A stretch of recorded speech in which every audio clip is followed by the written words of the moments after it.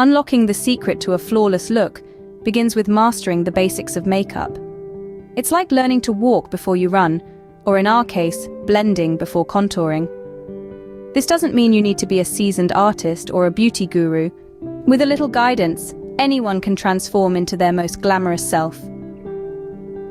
Welcome to Myface Beauty and Stylist Academy, your gateway to the world of beauty and style. We offer weekly intensive beauty tutorials that break down the art of makeup into manageable, easy-to-follow steps.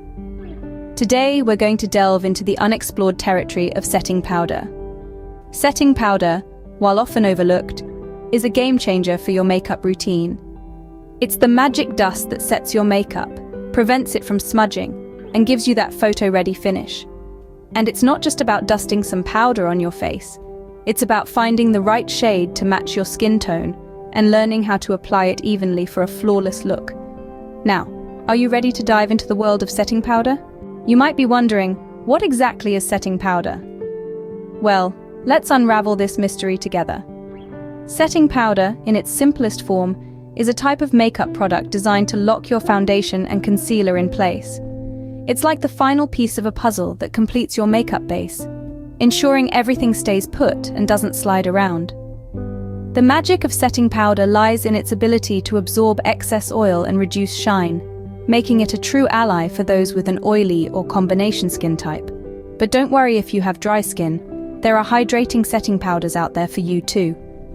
Setting powder further helps to smooth out complexion and blur imperfections, giving your skin a soft focus, airbrushed finish.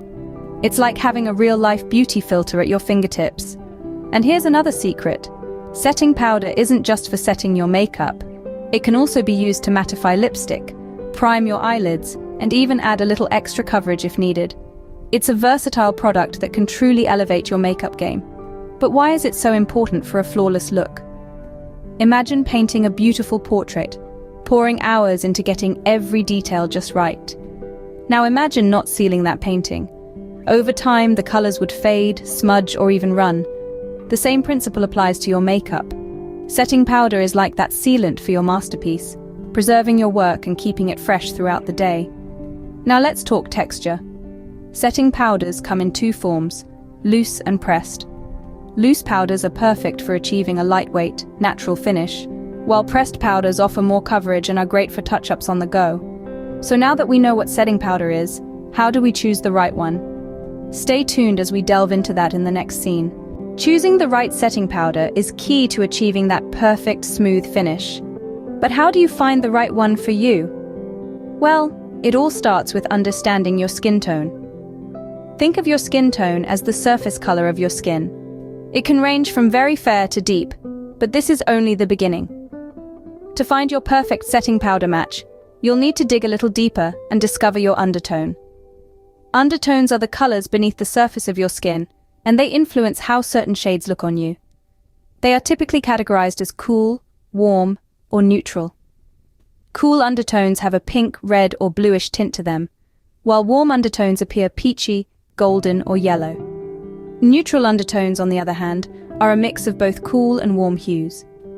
Now, one trick to determining your undertone is the vein test. Look at the veins on the inside of your wrist. If they appear blue or purple, you likely have cool undertones. If they seem green, you likely have warm undertones. If it's hard to tell, you might be neutral. Once you've identified your skin tone and undertone, you're ready to choose your setting powder. For cool undertones, opt for a powder that has a slight pinkish hue. For warm undertones, go for a powder that has a yellow or golden tint. And for neutral undertones, choose a powder that is neither overly yellow nor pink. Remember, the right setting powder should disappear into your skin, creating a smooth, flawless canvas. It should never make your skin look ashy or overly bright. So don't be afraid to test a few different shades in natural light before making your final decision. Once you've chosen your perfect setting powder, it's time to learn how to apply it. Applying setting powder may seem straightforward, but a few simple techniques can make a world of difference. Let's dive right into it, shall we?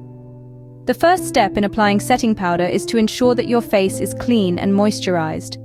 This helps the powder to adhere better and gives a smoother finish. Next, you'll need the right tools.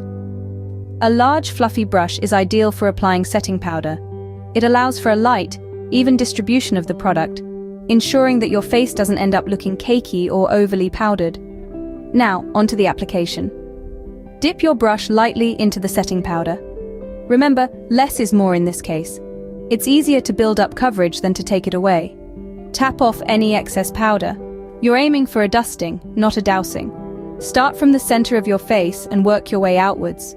This helps to evenly distribute the powder and prevents it from settling into fine lines and wrinkles. Make sure to apply the powder in a gentle pressing or patting motion, rather than dragging the brush across your skin. If you're aiming for a more matte finish, you can apply a little extra powder to areas that tend to get oily, like the T-zone. But if a dewy look is more your style, then just a light dusting will do. Here's a little pro tip. If you're using a loose setting powder, try baking.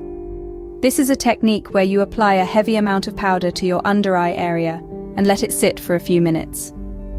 The heat from your skin bakes the powder, setting your concealer and giving your skin a flawless, creaseless finish. After the powder has baked, simply dust off the excess with a clean brush. Bear in mind that setting powder isn't just for the face. You can also apply it to your neck and décolletage to ensure an even, seamless transition from your face to your body. Remember, the goal of setting powder is to help your makeup last longer and to reduce shine. It should blend seamlessly into your skin, giving you a flawless, airbrushed finish. And there you have it, a step-by-step guide to applying setting powder for a flawless finish. Now go out there and shine, or rather don't shine. You've got this. Mastering the basics of makeup can elevate your look from ordinary to extraordinary. In today's discussion, we've explored the wonderful world of setting powder. This magical tool can set your makeup in place, give you a longer-lasting look, and provide that photo-ready finish we all strive for. We've delved into understanding what setting powder is and why it's a vital part of your makeup routine. Remember, it's not just about applying makeup, but making it last and look fresh all day long. Choosing the right setting powder is just as crucial. It's not a one-size-fits-all scenario. It's about finding the shade and formula that harmonizes with your skin tone and type. We've also walked you through the process of applying setting powder. It's not merely about dusting it on your face and calling it a day. It's about technique, knowing where to apply, how much to apply, and what tools to use. A light touch and the right brush can make a world of difference. But here's the thing. All this knowledge won't do you much good if you don't put it into practice. So, go ahead and experiment. Play around with different shades and formulas. Try out various application techniques. See what works best for you because at the end of the day, makeup is personal. It's a form of self-expression and creativity. So don't be afraid to make it your own. Remember, practice makes perfect. Leave a comment with your questions or suggestions for future tutorials. What makeup tips do you want to learn next?